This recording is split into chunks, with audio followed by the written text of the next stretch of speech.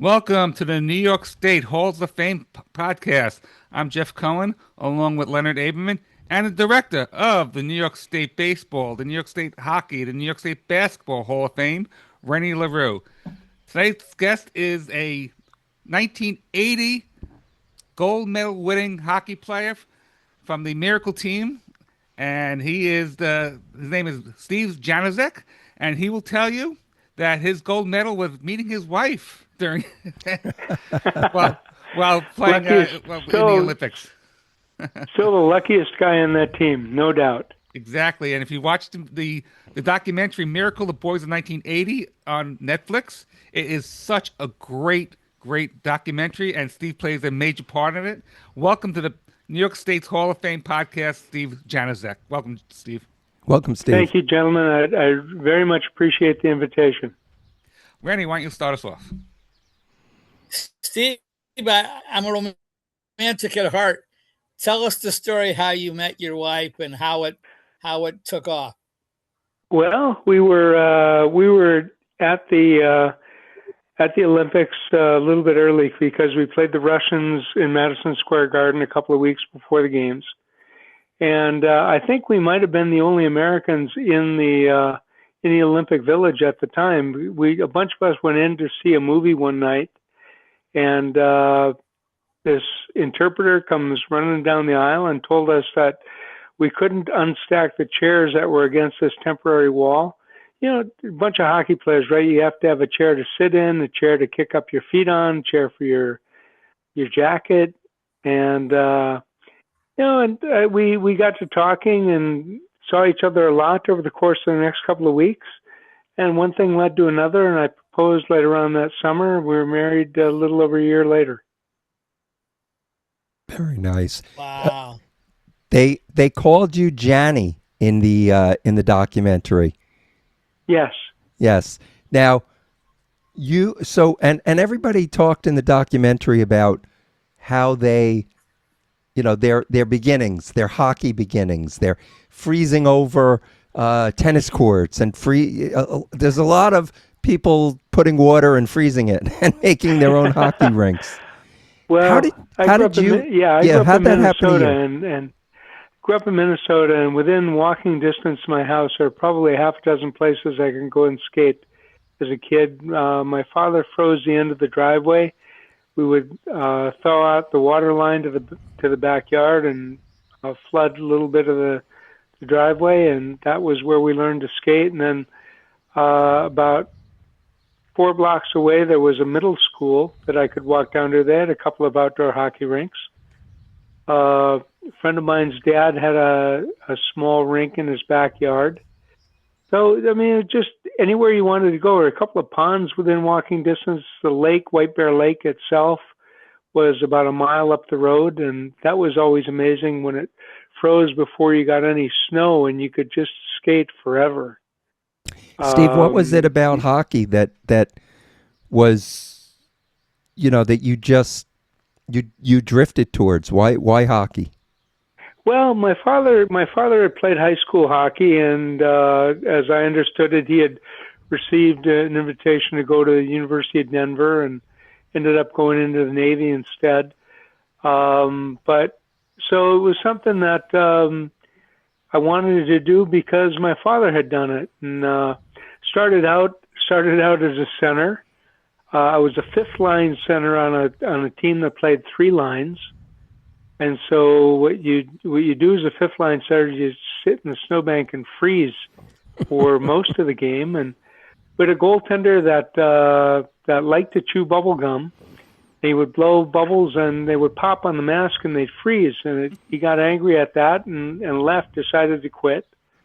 So coach was looking for somebody to stand in the net, and I was freezing in the snowbank. I said, pick me.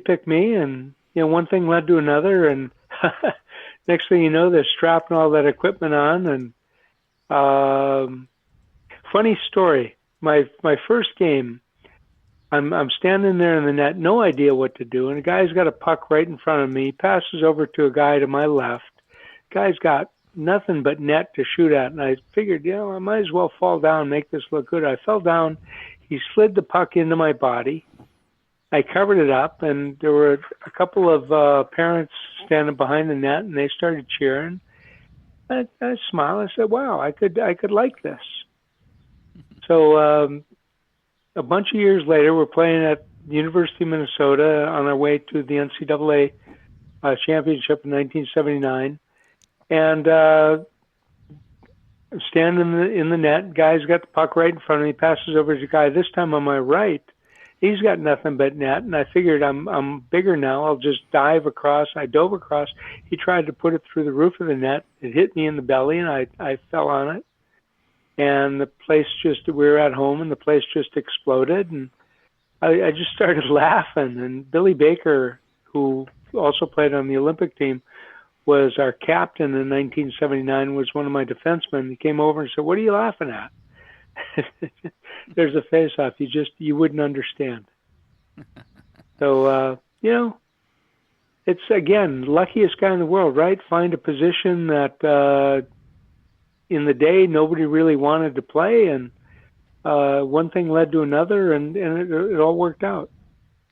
When did How did you get to the U?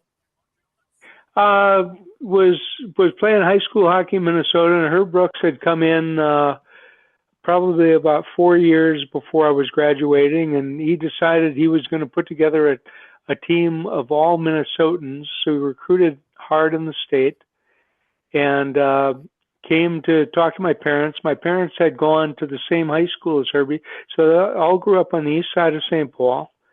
And he was the best salesman I've heard. This guy could sell ice to Eskimos. Best salesman I've ever heard. And again, one thing led to another, and I ended up going to the University of Minnesota. Yeah, I was actually Rennie stole my question. I was going to ask you how you first met with her books, but I want to ask you about the documentary and the movie Miracle, because obviously there was a documentary, this true story, and so is the movie, but the movie took its liberties with it. I would The say movie had the movie had some artistic license. I that's a mean, good word. they show a fight between Robbie McClanahan and Jack O'Callahan, and that never happened. But you needed to bring those two characters into the movie, into the viewing audience's mindset early on, because they were going to play key roles later on in the movie. And so there was some stuff like that. We did skate after a game in Norway, and they did turn out the lights, and we skated line drills. Pretty much, it didn't end the way the movie ends, with Mike Eruzione blurting out he plays for the United States of America. It ended as we're warming down in the dark. Mark Johnson decides he's going to try to break a stick against the boards. And the thing you got to know about Mark Johnson is this kid grew up around hockey. He knew hockey, and he was the calmest, nicest guy you'd ever want, but he had just had it. He was going to break a stick, so all you hear is this boom, boom, boom, trying to break the stick against the boards. And the last thing Herbie said when we were done warming down was, "Anybody ever tries to break their stick against the boards like that again, I'll skate you until you die." Wow. We came out and beat that same Norwegian national team something like 7-8-0 the next night. Mm-hmm. Yes, you And did. so, this was this team of guys, right? Herbie made his point, and we made our point. I never, but that drill that you're talking about in the documentary, they call them Herbies. Never heard that term in the movie, so that was interesting to find out. Yeah, it's we called them that at Minnesota, and it just it's a basic line drill: goal line to the blue line, back to the goal line, to the red line, back to the goal line, far blue line, and back, all the way down and back. And you'd skate them for 40 minutes. You skate a whole bunch of different sets. And I told Renee early on this afternoon that remember Dave Silk laying down on the goal line one day, and he just said, "You know what? That's it. I'm just going to lay here. I'm going to die. It's going to be on his soul for the rest of his life." And and then somebody says, "Silky, you're up." And of course he gets up and skates his line drill like the rest of us. And it just it wasn't punishment. It was part of endurance building. And one of the things that kind of gets lost in both the movie and the documentary is a guy named Jack Blatherwick, who is a PhD in physiology and was really ahead of his time when it came to conditioning. I think the Islanders used him for a while. But nobody could skate with us in the third period in Lake Placid. Mm-hmm. And so that was the same thing that was with the Russians. It was the same. Yeah. They were in such great shape that was what happened. The funny thing with the Russians is they also had a boatload of talent. I mean, they were like Michelangelo painting the Sistine Chapel. We were like a bunch of college kids there to paint your garage. I mean, that's very good. But that's just reality. But you know what? We had young legs, and as I recall, we outscored our opponents something like 12 or 15-3 in the third periods of the games in Lake Placid, including 5-0 in the last two games in the semifinal and the gold medal game. And nobody could stay with us. And I think that's part of what ended up costing the Russians the game, is they were never in that situation before. They had steamrolled everybody, especially in the last 10 minutes of the third period, and we stayed with them. Steve, did you like Herb? That's the most, you don't understand, that's the most loaded question in the history of the world. That's exactly what I was going to say. Loaded question. Yeah. I mean, this is. I'm 69 years old. I still wake up in a cold sweat in the middle of the night to Janaszak, you're playing worse every day, and right now you're playing like it's next week. And I know. In all fairness, under the standard definition of like, I can't say that I liked him. I had a tremendous amount, and still have a tremendous amount of respect for him and how he coached and what he put together. My God, the man was the most prepared person I've ever seen in my entire life. And he knew, if we're all on the same team, he knew you better than you knew yourself. He knew where your hot button was. He wouldn't push it all the time, but if he needed to push it, if he needed to move you from one level to another, he had no qualms about pushing it. And he would move you. So I asked you earlier today if he was the same at the U, and you said yes, he was.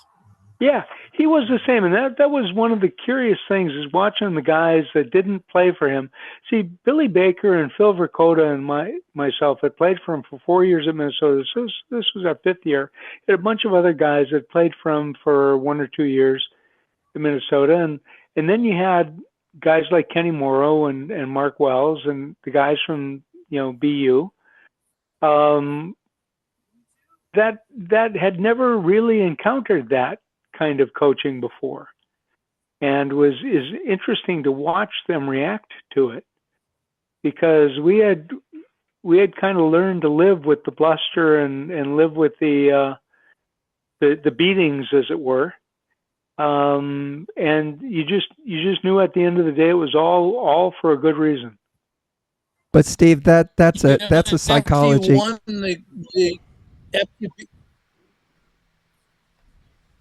I'm sorry, say again, please. Steve, after you beat Russia, Herb left the ice to be by himself. Yeah, I thought he that was left very the ice curious. to be by himself. Well, they say, and I'd never had a chance to talk to him about it, but they say that he remembered his conversation with Ralph Cox, and Ralph was the last guy that he had to cut. And for Herbie, it was a very emotional situation, because he had the same thing happen to him 20 years earlier in Squaw Valley. And when Ralphie got cut, Ralphie stood up, shook his hand, said, "Thank you for the opportunity. It's really a shame because you guys are going to win a gold medal." And Herbie said, I remember him saying at some point that that's all he remembered, was Ralphie saying that we were going to win it all. Steve, let's go back to what we were just saying before. I mean, that psychology, that where Herb becomes the villain, and you guys all team together. Now you have a common enemy, and there's no fighting amongst yourselves because you're all focused on that common enemy.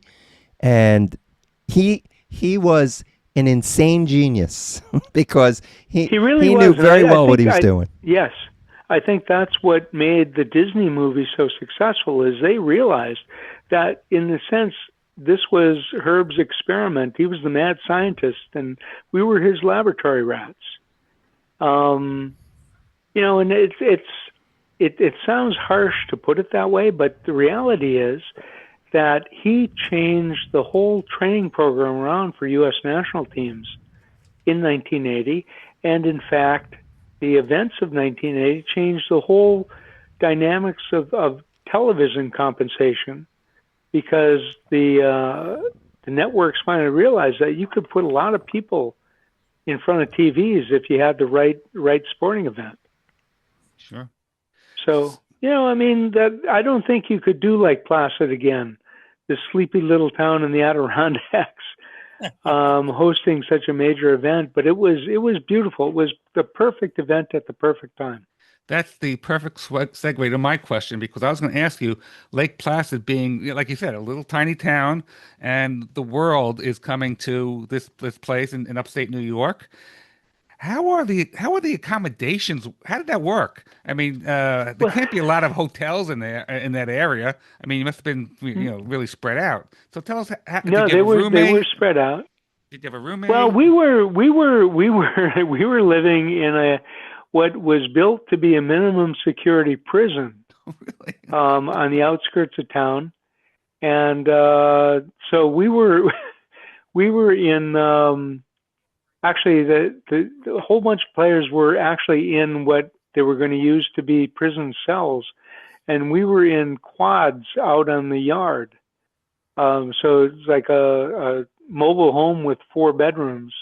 Wow. And a single bathroom, and it was hilarious because I was in there with Neil Broughton, with Davey Christian, with Mikey Ramsey, these 3 young kids, and I just remember Bratz teaching himself literally over the course of the Olympics. He taught himself how to juggle. Wow, that's a new talent. Yeah, you got a little extra time on your hands. What are you going to do? Johnny, if it hadn't been in Lake Placid, let's say it had been in Sweden or Norway or wherever it had been, do you think the results would have been the same? I've thought about that a lot, and I think the answer to that is no, it would not. That crowd was worth a goal or 2 a game for us. And the reason I say that is I remember walking back in the building 10 years later. And I walked back in the building. I literally had to grab a seat and sit down because I was shivering. I was shaking because I could look up, and in my mind's eye, I could see the rafters shaking. It was so loud. That's the most of what I remember is just the loudness of the crowd and the USA, USA chant. It was amazing. Rennie? Do you have any souvenirs? Did you collect any pins, lapel pins, or somewhere, Lenny, I have a whole bunch of stuff, and a bunch of stuff went up in flames in my my parents' garage, and some of it's at my wife's house, and some of it's here, and it just spread out all over the place. And I figured a long time ago that I'm gonna let somebody else clean it up long after I'm gone. Did you like the movie, Steve? You know what? Disney did a great job with the movie, and like I said before, it's the movie's Herbie's story. And the artistic license was understandable. They needed to bring certain characters in. They needed to show a little bit of what he was about, a little bit of what we were about, and they really did play up that us versus him kind of mindset that did develop over the course of the year.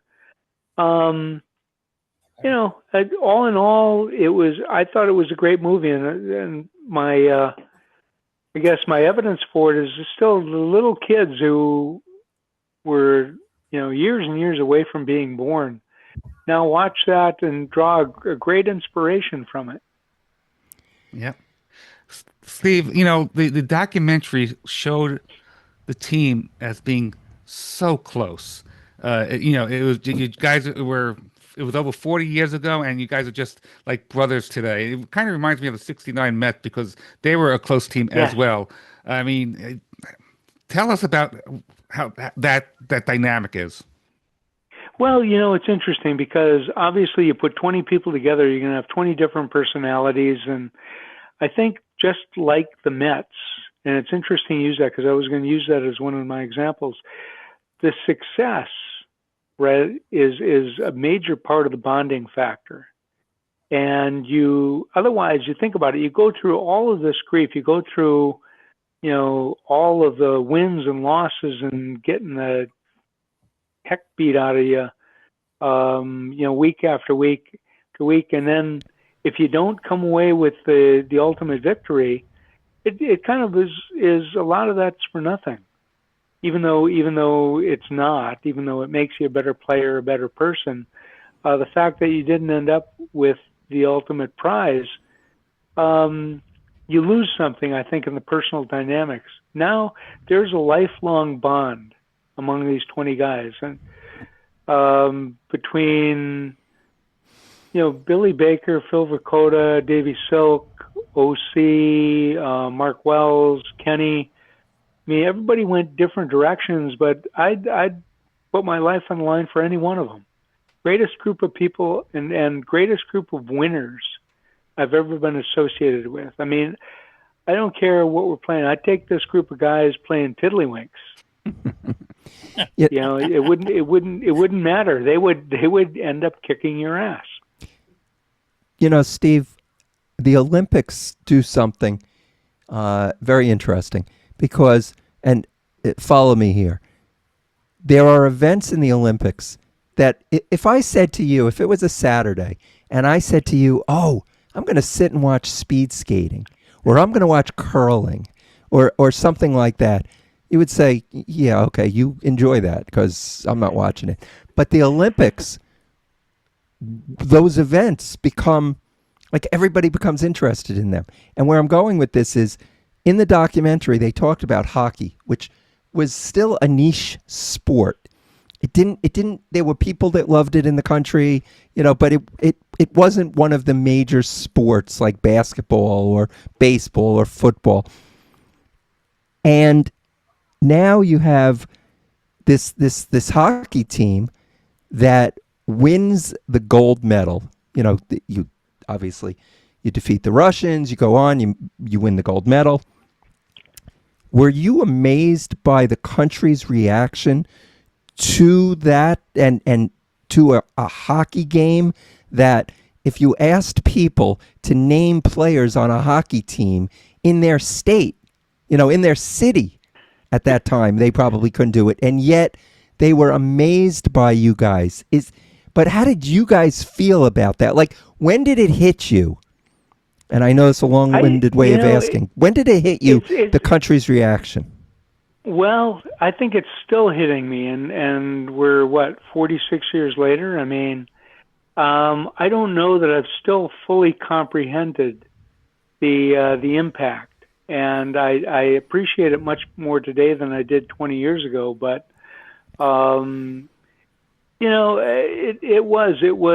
it was a moment in time kind of a thing where people were kind of down on the United States, and you had Iran, you had Afghanistan, you had gas lines, you had just a lot of negative things going on, and then you had this group of guys that everybody seemed to be able to latch on to and beat the big Russian bear. I mean, go figure. So I still get letters today and people looking for autographs or whatnot, and thanking for that, bringing the country back. And I for the life of me, I'll never understand it, because there's still, to me, it was a hockey game. You play a hockey game, you have a winner and you have a loser. But this took on, and part of it gentlemen, it's the David versus Goliath story. It's one of the great storylines in the history of humanity, and this was played out in real time. A real David beat a real Goliath. As I was watching the documentary, and I unfortunately didn't finish it, so this may have been mentioned, maybe not. It wasn't the focus. But I kept thinking to myself, with how much Russia put into their sports and put into the team, and it was said, oh, they're going to come over here, they're going to win the gold medal, and they're going to do it on American soil. And after we had boycotted the Summer Olympics, but they were going to come here. And no, that's it. And but have you ever seen the movie Red Army? No, I heard of it. It's another great hockey movie, and again, it's directed by a kid who played for Timmy Taylor at Yale, whose father was an ex-Russian businessman in Chicago. And the kid put together a hell of a story, and because he was Russian, they gave him access to the sports archives in Moscow. And it is amazing how they built that program. And when I look again at the resources that Herb Brooks had at his disposal, you had some guys in USA Hockey that had coached prior national teams that had developed good relationships with Moscow, with the Russians, and he was able to access all that stuff. After we lost to the Russians in Madison Square Garden, we spent a couple of weeks watching Russian films of the players. And every time Boris Mikhailov comes on the ice and they show a close-up of Boris Mikhailov, doesn't matter if it's a practice or a game, whatever, Herbie starts chirping, and there's Stan Laurel. Look at Stan Laurel. Mark Johnson, you going to let Stan Laurel beat you? This guy's ancient, for God's sakes. And so now you get on the ice in Lake Placid for the semifinal game, the biggest game of your life, and you're skating around warm-ups, and who do you see on the other end of the ice but Stan Laurel? Totally diffused the situation. I mean, it was the psychology was incredible. But Steve, I wonder, what do you think happened to those players when they went back to Russia? Oh, they got the living daylights beat out of them. Yeah. I think that's Red Army kind of touches on it. And it's interesting how Putin has taken some of the guys from that team, including Tretiak, and put them at high levels in his sports apparatus, and because he knows that they were all winners, and that they lost this incredible game, so they owe a lot to the mother country. But it is incredible what they had access to and what they built over there. Yeah, because I think they were playing for who knows, they may have been playing for their lives. I mean, you just never know. Right? You just never know. At the end of the day, they probably were, and that's where, again, Herbie always played for the 1-0 game, right? You don't make any mistakes, and you let your opponent make one, and you capitalize on it. Well, not all the mistakes are done on the ice. We had a big debate about this at the hockey camp this year, because I think that Tretiak giving up the 2 goals that he gave up in the first period, if he comes back in and finishes the game, I don't think he gives up another goal for 6 months. He's just that great of a competitor. And I don't know much in this world, but I do know goaltending. And I think Michigan was put in a tough spot. He's no slouch. I mean, he shut out the NHL All-Stars. I mean, he's a great goaltender, but you're coming in the middle of a game, and we scored 4 goals on 16 shots against the greatest hockey team in the world. Go figure that out. At a time when shots per goal in the National Hockey League averaged 12 or 13. Steve, the camp in Lake Placid, that you go to every year that brings the guys back together. Tell me about what's it like to go back to Lake Placid?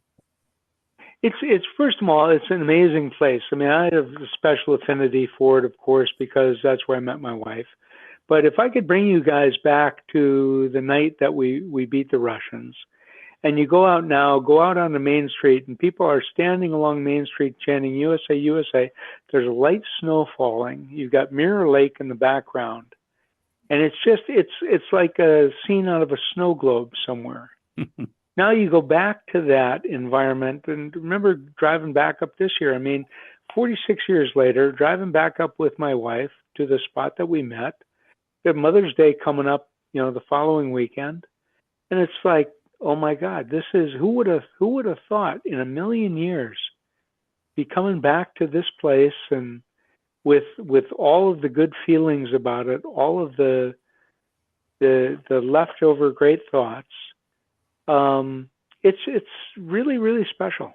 And now to be surrounded, now take that environment, surround yourself with 70 or 80 people who really want to be there to spend the time playing on that rink and, rubbing elbows with some of the guys, having a few beers, and, it's just, it's a special environment.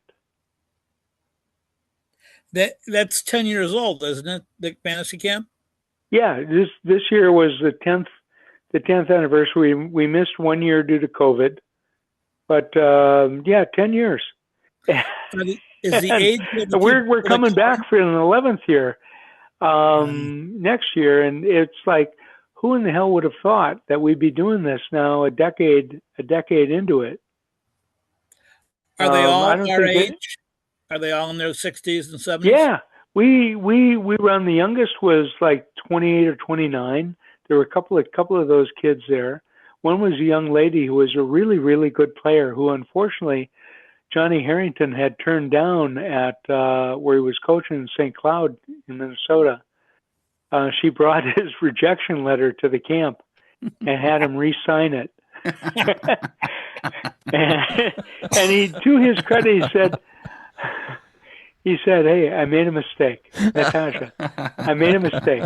Sorry, John Harrington." But the oldest guy is pushing 80. He's a goaltender. Stanley Rumbaugh. He's from New York. Fantastic guy. In fact, when we first went there, I watched all these old guys playing goal, and I thought, hell, I can still do this. I can move at least as good as these guys. So I sent for some hockey equipment to there's a kid named Rob Stauber who played at the University of Minnesota after I did, played in the National Hockey League. He has a goaltending shop in Minneapolis. He sent me out some used equipment. I got the boxes, and I thought he must have shipped half of it because it was so light. But this equipment is just amazing. So I played a couple of years, and then realized that if I continue to do this, I'm just going to end up hurting somebody. So decided that it was time to hang them up. Steve, in July, a great honor is going to be bestowed on you, being inducted into the New York State Hockey Hall of Fame. Have you started writing your speech yet? I told Renee earlier today that I'm going to have to stretch out my my hockey narrative, because it was a very, very short narrative. So I'm going to have to find some ways to stretch out so I can get somewhere between 250 and 500 words. No, the short answer is no. I have not really thought about it. I did write a speech a number of years ago that I'm going to see if I could find. It's to a bunch of high school kids up in Lake Placid. They had a leadership conference up there. And so I wrote a speech for that. Mm-hmm. But, think about this, right? I mean, Eurizione and Kenny Morrow are going to be doing the introductions. They had sponsored me for the Hall of Fame, and I'm standing up there with these two guys, right? Rizzy's got he's the captain of the 1980 team, scored the winning goal against Russia. Kenny Morrow's got 4 Stanley Cups, and when Kenny was living on Long Island, he had a split level ranch, and so you'd walk downstairs, down a few steps into a dining room, and there was a fireplace on the left-hand side of that dining room. And in the middle of the mantelpiece on the fireplace, there was a gold medal, and that's flanked by 2 Stanley Cups on either side. Gentlemen, I'm telling you wanted to walk in there and genuflect in front of this thing. I mean, so it's just like when I said inducted Joe Micheletti and Sam Rosen last year, and I'm sorry, but you know what? I'm not going to even try and outdo the Micheletti Rosen show, Rosen Micheletti show. You know, I mean, you got some great talent there, and hopefully I can just keep people interested for a few minutes. You know, when Mike Rosoni came,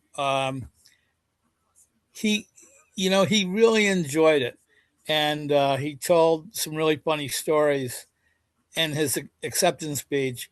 I gave him a few extra minutes because he was on a roll. Tell us about Mike. Are you close with Mike? Michael can do that.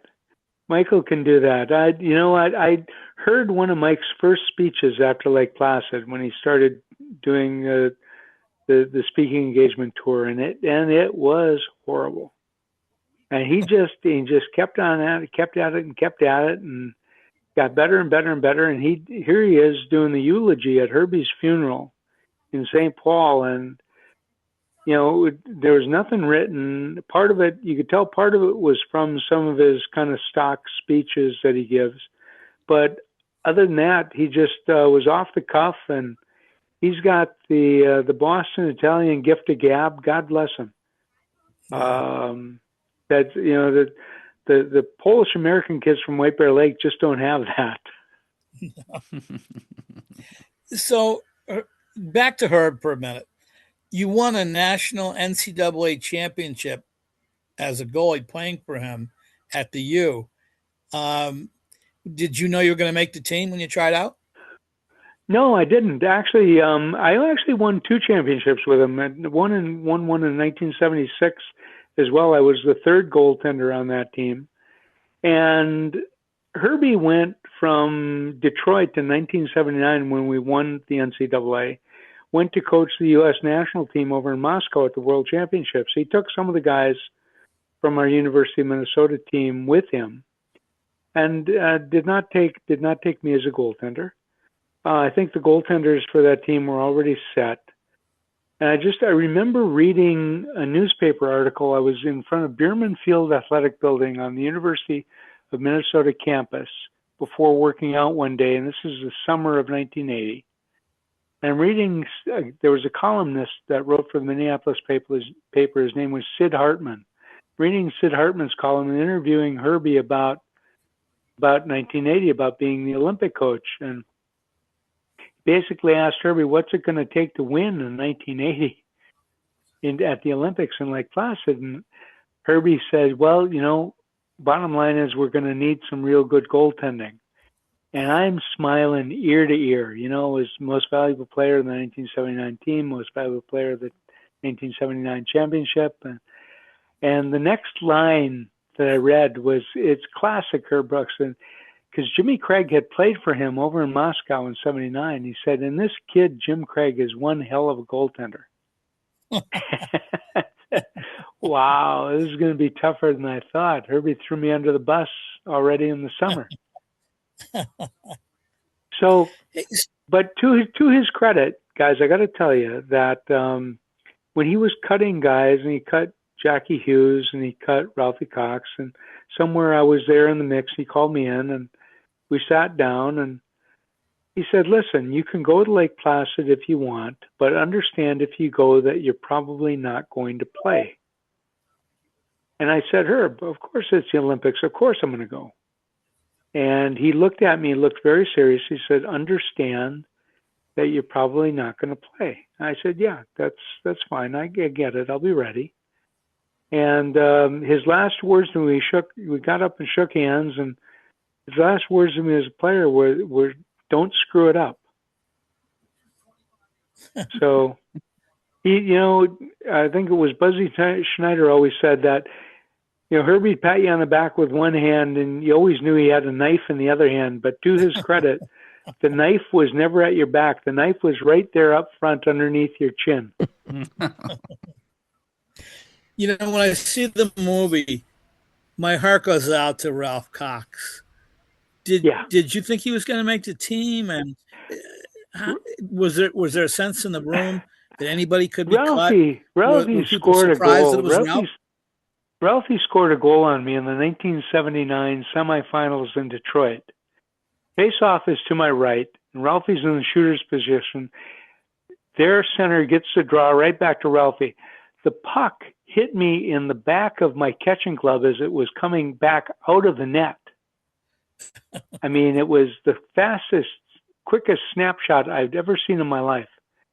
And so now we have a chance to practice against each other, with each other, for pretty much, half a year before we go to Lake Placid. And we'd line up a bunch of pucks in that position, and he'd snap them off. And I'd get there and just see how many of them I could catch. I definitely thought he was going to make it. But, Herbie puts together, who knows, the psychology. And again, what I know is that he knew every one of his players probably better than we knew ourselves. And that's one thing I will say about Herb, is I became a better goaltender and a better person playing for him. Which is really tremendous. I mean, he gave me a lifelong gift. Yes, he did. Did he ever let down? Was he ever funny? You know what? The short answer is no. And that's one thing that we really miss. I think maybe with Billy Baker, he might have a little bit, because in Herbie's hierarchy, he always had really strong captains. Billy was our captain in Minnesota. Really strong assistant coaches like Craig Patrick at the Olympic team, Brad Buto at Minnesota. And, you never, because as a player, you never talked to God directly. You went through an intermediary. You either went through the captain or went through the assistant coach. And so, at the end of the day, he was all business. He was there for one reason, that was to win hockey games. I guess in the beginning of the movie, the USOC, he was trying to tell them how it had to be, and they were a little reluctant, and they more or less hired him because they said, what do we have to lose? But they weren't really on board with what Herb was doing, is the point I took away from the movie. Yeah, as I understand it, that is very accurate. I think he had a plan in mind, and again, just knowing the way that he would put together plans and understanding the pros and cons and where his strengths and weaknesses were, I think he had a game plan that looked very different than the way they used to put together national teams. Steve, after the Olympics, Buzzy came a couple years ago, and we were talking about things, and Kenny Morris said, "Ask Buzzy about the hat trick he scored against Tretiak." I guess it was in Russia a year before, and I'm like, "Did you really score a hat trick against Tretiak?" He goes, "I did. I'm the only guy that had his number." Yeah. Buzzy actually, the thing to add to that, he scored against Tretiak every time that he played against him. Every time. Wow. So yeah, for one reason or another, he had his number.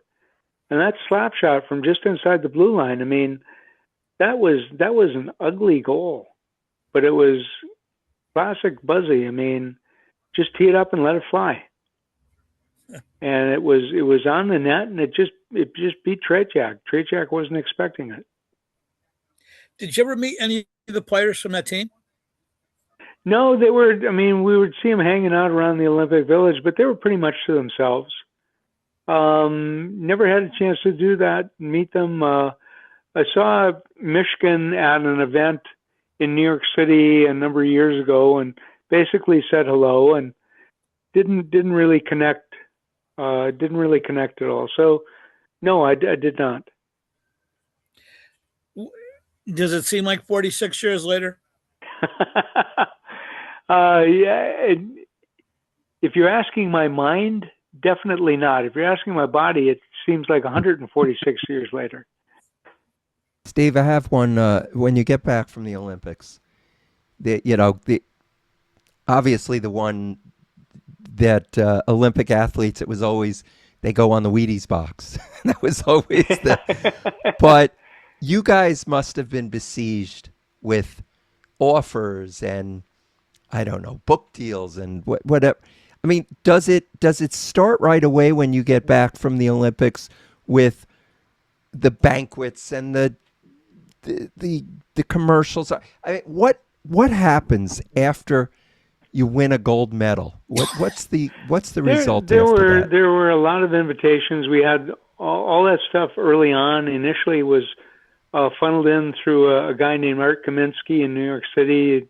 He was a big agent for a lot of hockey players at the time, and so we cut a record. U.S. Olympic hockey team sings "God Bless America," and we did maybe 40 takes, and then they hauled us out of the studio and brought in a bunch of professional singers who dubbed in over the top of us.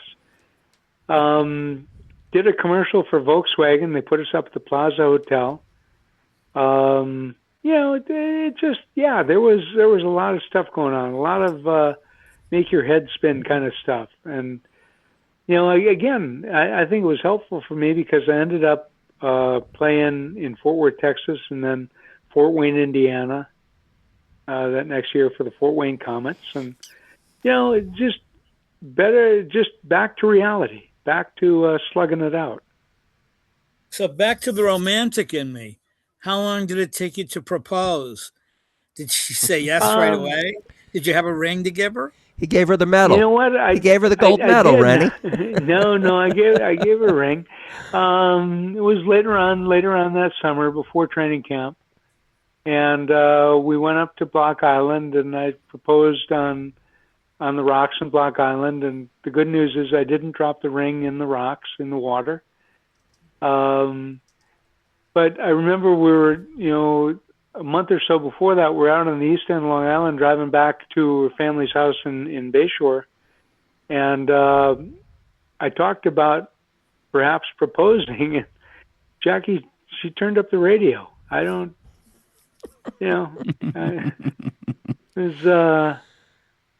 was just an interesting dynamic. Maybe she liked the song. Yeah, I don't know. Maybe. Steve, you maybe said maybe it was too much too fast. You said your wife's an interpreter. What other language does she speak? She actually studied French in college, and when she applied to the International Olympic Committee, and they said they were going to do the interview, she got together with an old friend, and they kind of came up with the interview questions that might be asked, and so she got like 8 out of 10 of those spot on. So I think she nailed it. Nice. Steve, you know that in the movie, let me backtrack. When I was in the corporate world, one of our managers would take the scene of Kurt Russell doing the Herb Brooks, great moments born from great opportunities, and it kind of a motivational speech. Watching the documentary and Herb Brooks' kids go through his stuff, and that speech is what, 3 lines, right?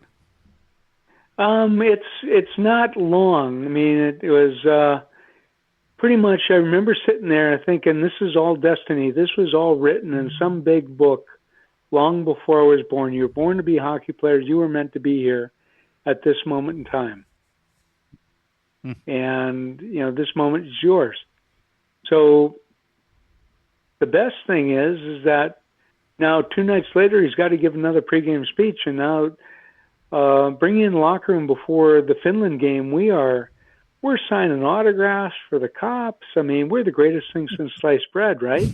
Whereas before the Russian game, it is silent. I mean, everybody knows it's the biggest game of their lives. It's just silent. He comes in with this destiny speech. I remember walking out of that room like 3 feet off the ground. So before the Finland game, he basically looks around the room and it kind of calm down, quiet down. You lose this game, you'll take it to your graves. I remember him going out and then bang, the door slams open again, big metal doors in Lake Placid. You'll take it to your effing graves.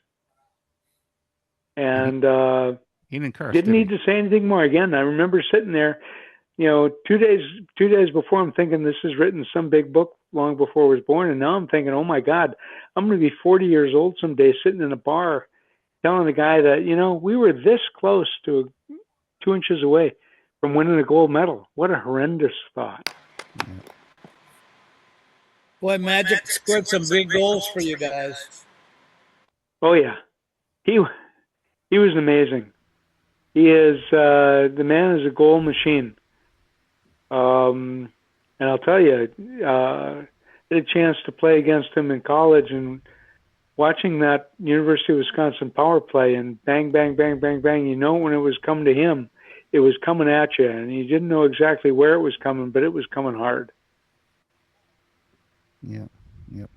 Steve, do you still have the cowboy hat that you came in with? I did not. I actually gave that to a Miss Minnesota years ago, along with a warm-up suit, and never got it back. Mm. But the good news is that I mentioned Robbie Stauber. His older brother is a congressman in Minnesota, long-standing congressman, sponsored a bill to give us the Congressional Gold Medal. And his office found that same manufacturer and purchased those same hats for us for the gold medal ceremony in the White House. Oh, nice. Yeah, very nice. Yeah. Did you say you So gave that to? I still have one. Steve, did you say you gave that to a Miss Minnesota? Yeah, somebody was looking for for paraphernalia for a pageant, and gotcha. had a hat and a hat and a kind of a loud USA warm-up suit, and Boy, I would track that down. I would want that back. I know, right, Yeah. Rennie? Hey, where's the hat? Where's the suit? What are you gonna do? Yeah. What are you gonna do? It's a gazillion years ago, guys. Well, I'd still track it down. It could go into when there's a brick and mortar hockey Hall of Fame. That could be in there. That could be. Yeah, I have a replica. Okay. No, so it's funny because I've given a lot of that stuff away over the years, and I just noticed when some of the guys that sold some of their stuff, they give a hockey bag to my nephew in Minnesota, and I shot a text over to his dad. I said, "Be careful with that bag. It's worth a lot of money." Steve, what are you gonna do? How did you feel when you heard her pass? What were your emotions? Oh, devastating. It just was, and the crazy thing was they got us together later on that summer after the funeral, after everything was done, and there was an event at the United States Hockey Hall of Fame up in Evelyn, Minnesota. So we're driving on the bus back down to St. Paul. And I know the area around where he lived, and I just remember passing by the intersection on the bus saying, "Oh my God, that's exactly where he went off the road." Wow. And I mean, I will say that the man had a bigger impact on my life than anybody outside of my parents. And you don't think about it at the time because you're young and stupid and going in a million different directions. But think about it later, and think about the things that he taught you: the resilience and the planning, the being ready for whatever comes at you, and just knowing. How good was Kurt Russell playing him in the movie? Oh, Kurt Russell had him spot on. I never had an appreciation for professional acting until I saw Kurt Russell. And there were a few moments in the movie where you don't really focus on his face because then it's Kurt Russell. But one of the points in the movie, he's standing on the goal line. He turns his stick kind of upside down and starts scratching on the ice with the toe of the stick.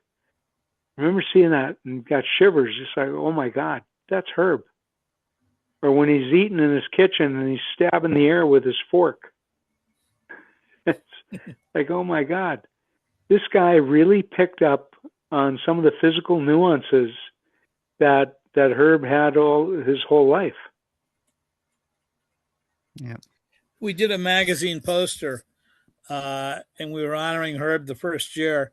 And the lady who was putting the magazine cover together put Kurt Russell's picture on the poster. Uh-huh. I said, "No, he's the guy that played Herb. Here's the actual guy." Yeah, yeah.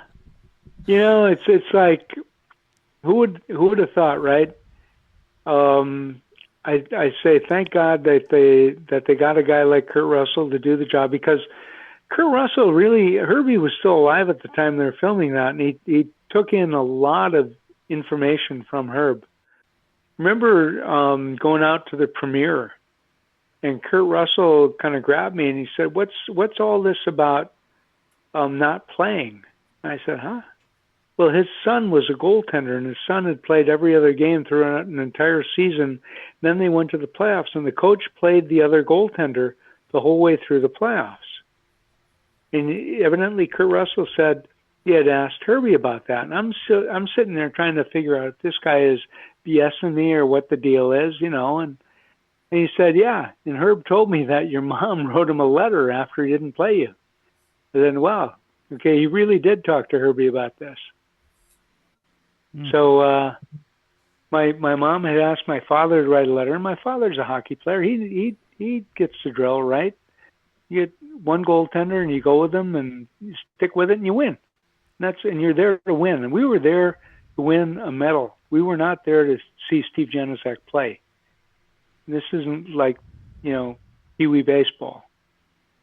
You know, so at the end of the day, my mother figured that my dad's letter wasn't strong enough, so she wrote one herself. God bless her. Yeah. Yeah, you know, that's wonder where I get my bullheadedness from. You know, people forget if Billy Baker doesn't score that goal with 12 seconds left in the first game. Oh God, yeah, that's, you know, again, put all the puzzle pieces together, and I'm sitting here saying I'm the luckiest guy on the team. We were very fortunate in the way that things all fell together in that tournament. Between Billy's goal and tying Sweden and then scoring 4 goals and 16 shots against the Russians, you think about it, it was an extraordinary event. Definitely was. Will never be repeated, and we are thankful that it happened. We are thankful for you joining us on the New York State Halls of Fame podcast. Congratulations on your upcoming induction into the New York State Hockey Hall of Fame, and we thank you for joining us on the New York State Hall of Fame podcast, Steve. It was a pleasure speaking to you. Thank you very much. Thank you, Steve. Gentlemen, thank you very much. I sincerely appreciate it. Thank you so much, Jenny. Hey, guys, thank you very much. Great questions. Thank you. Hopefully we keep people engaged for a little bit. I think people are going to did. really, yeah, this one, it is riveting. I think people will thoroughly enjoy this. Yes, thank you.